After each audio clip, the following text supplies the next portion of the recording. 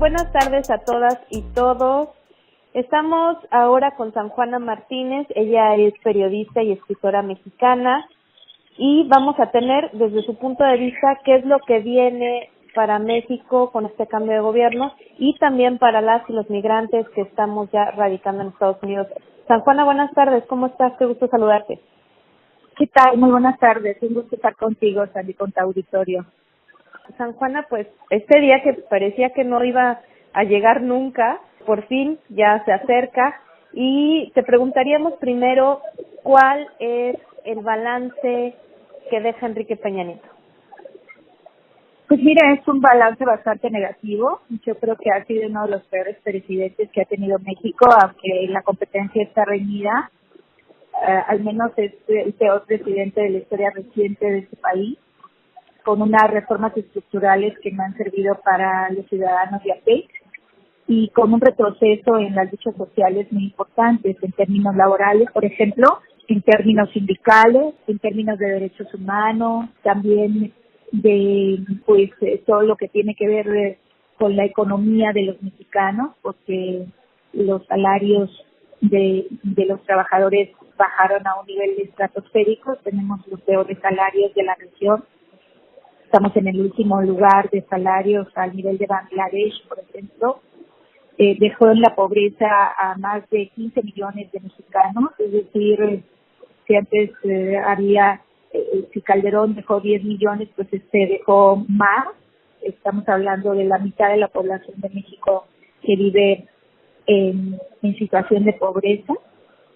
28 millones de ellos de pobres alimenticios, con un modelo neoliberal salvaje, y pues un presidente con muy poca, digámoslo así, capacidad para cumplir con su cometido, ¿no?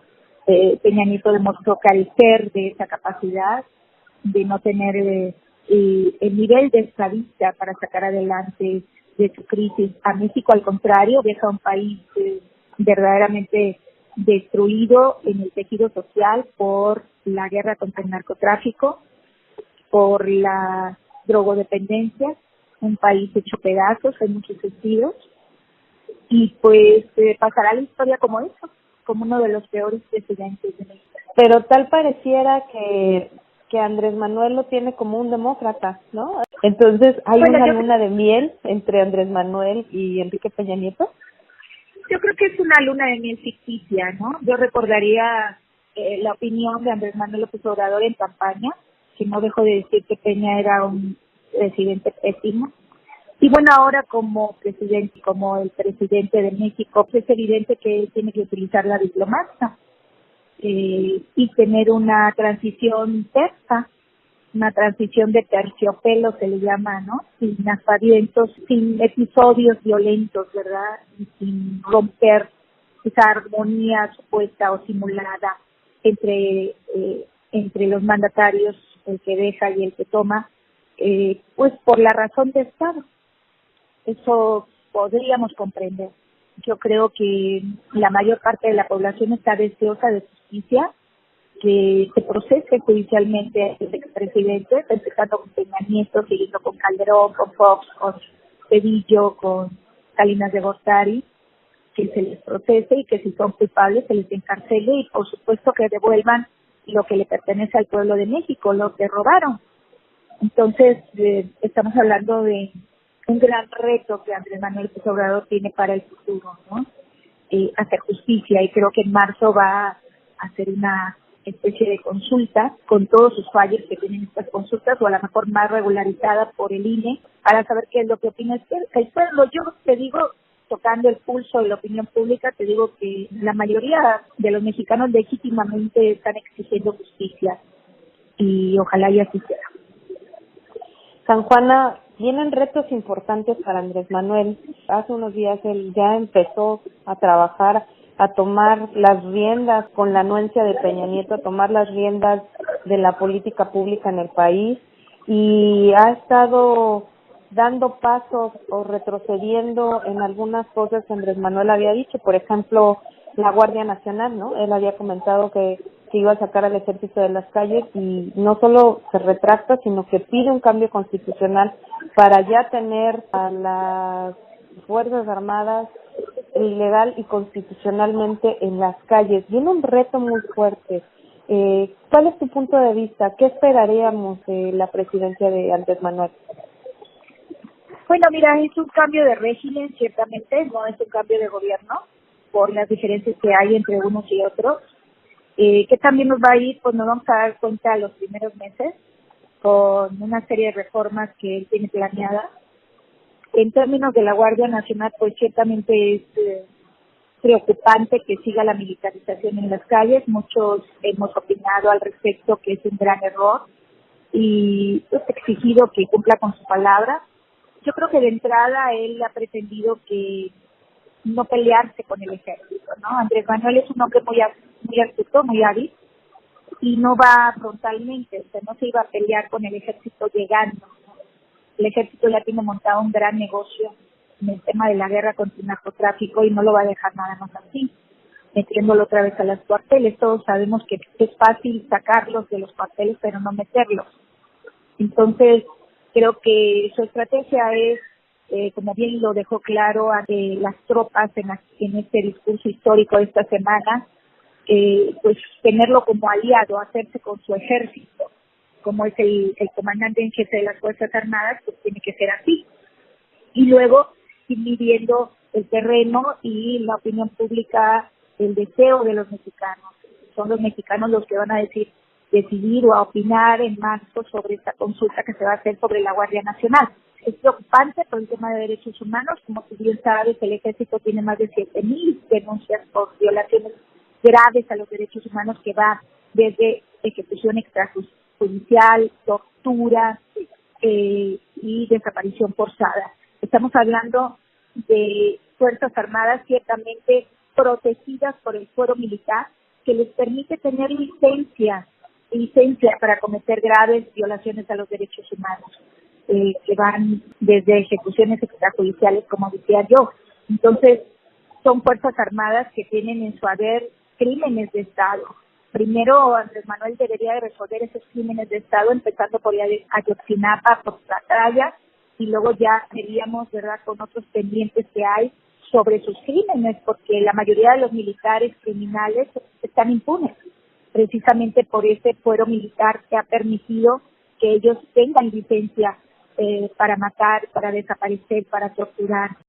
O estamos ahorita, podríamos llamarlo, de luna de miel también con Donald Trump y Andrés Manuel, donde tal parece que todo va viento en popa, y a su vez teniendo a todo ese éxodo centroamericano pasando por México, tratando de llegar a Estados Unidos y pensando esta relación entre México y Estados Unidos. ¿Qué vislumbra entre la relación México-Estados Unidos? Bueno, ahí también habría que señalar esa actitud inteligente por parte de Andrés Manuel, que en lugar de un enfrentamiento, una confrontación con Donald Trump, ha elegido el camino del diálogo, precisamente pensando en esos 12 millones, en esos millones de indocumentados mexicanos que radican en Estados Unidos.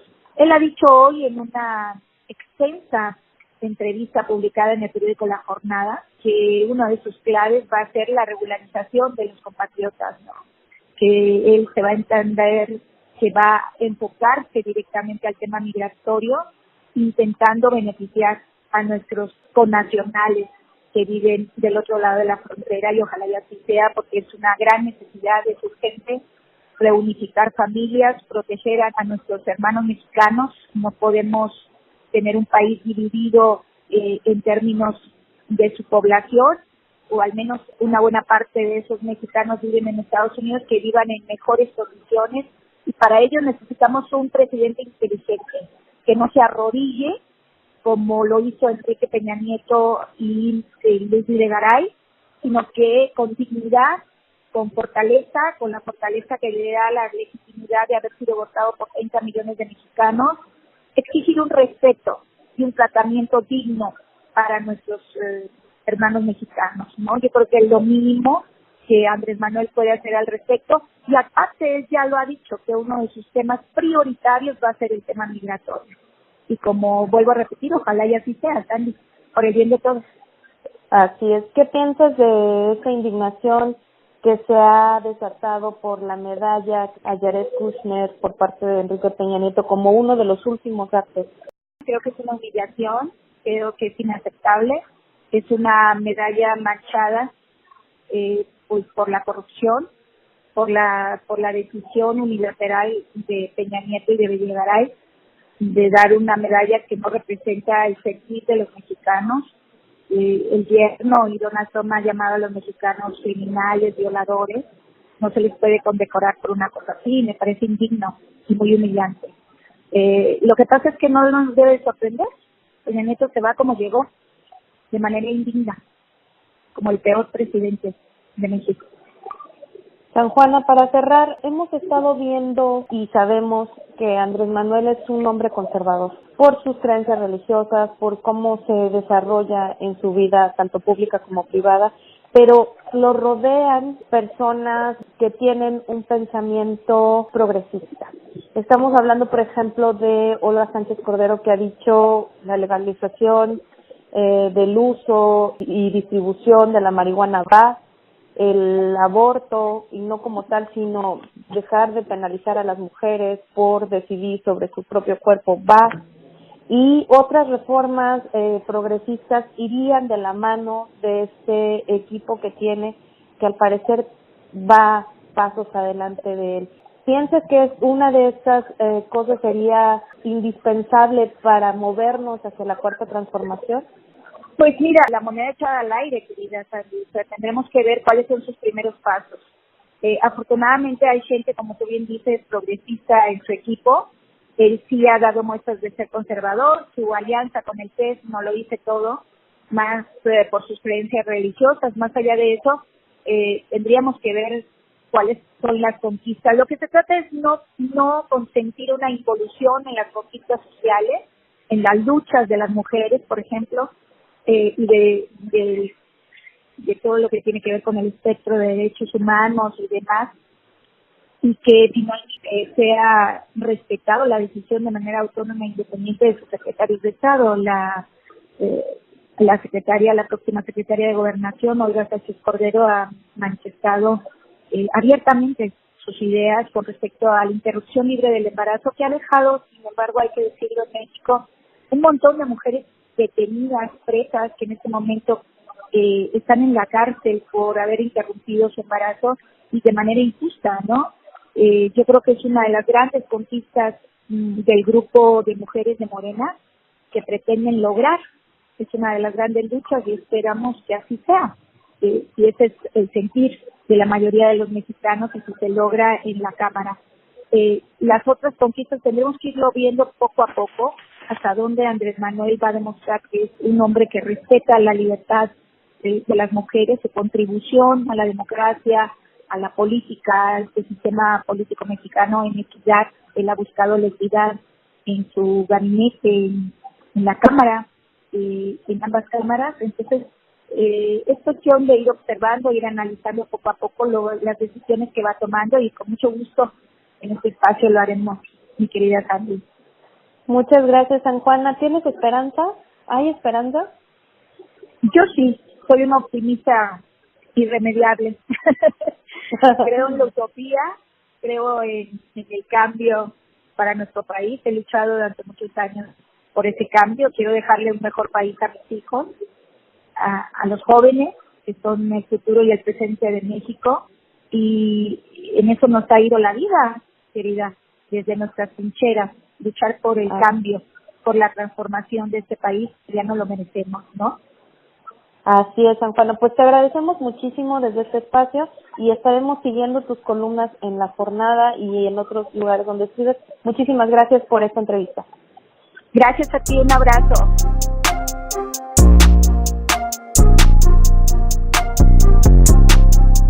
A continuación vamos a cápsula con Norma Lorena Loesa, que nos va a hablar sobre la película de Alfonso Cuarón, Roma.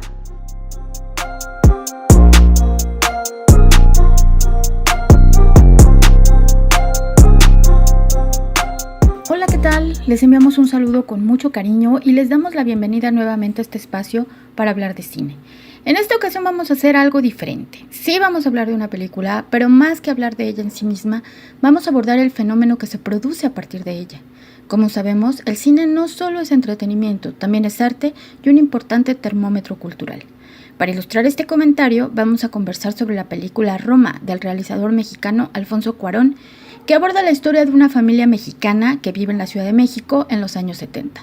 La película ha generado las mejores críticas desde su estreno en el Festival de Venecia y ya desde entonces generó una amplia expectativa entre la crítica y el público. Sin embargo, dos asuntos relevantes han enmarcado el estreno de esta cinta. En primer lugar, la decisión de elegir a la plataforma Netflix para su distribución, lo cual originó que solo pueda ser vista en algunas salas independientes antes de su estreno mundial vía streaming. Y el segundo, los comentarios racistas, clasistas y discriminadores que se han vertido acerca de Yalitza Aparicio, la actriz principal de esta cinta. El primero sin duda es un inicio del cambio que permitirá al negocio del cine adaptarse a los nuevos tiempos y de lo cual sin duda todavía escucharemos hablar mucho más. El segundo es más complejo. Habla de cómo los prejuicios y discriminación siguen anclados en nuestra cultura de lo cotidiano. Criticada por su origen oaxaqueño, por pertenecer a una familia de trabajadoras del hogar, al igual que el personaje que interpreta en la cinta, y hasta de atreverse a vestir ropa de carísimos diseñadores para la portada de la revista Vogue, Yalitza fue víctima de uno de los peores ataques posibles, el que proviene de otros mexicanos y mexicanas. Se dice muy frecuentemente que el prejuicio y la discriminación se fundamentan en el miedo a lo que resulta ajeno o diferente. Nada más incomprensible que corroborar que para un importante sector de la población, la piel morena o la identidad indígena es un atributo no solo extraño, sino descalificador. Afortunadamente eso no es obstáculo para que ya se hable de la película como de lo más destacado de la cinematografía mundial y se perfile como la gran ganadora de la próxima temporada de premios. Es así que probablemente veremos a Yalitza recibir el reconocimiento que su trabajo merece justamente en Hollywood, del que se dice es uno de los lugares más elitistas del mundo. Roma de Alfonso Cuarón todavía estará en algunas salas de arte, cine independiente y espacios universitarios antes de poderse ver en todo el mundo a través de la plataforma Netflix a partir del 14 de diciembre. No se la pierdan, la cinta es simplemente grandiosa. Ojalá en otra oportunidad tengamos de hablar de ella. Y bueno, me despido por esta ocasión. Yo soy Norma Loesa y sin nada más pasaron a ver, pues ya saben, a ver al cine. Buenas tardes.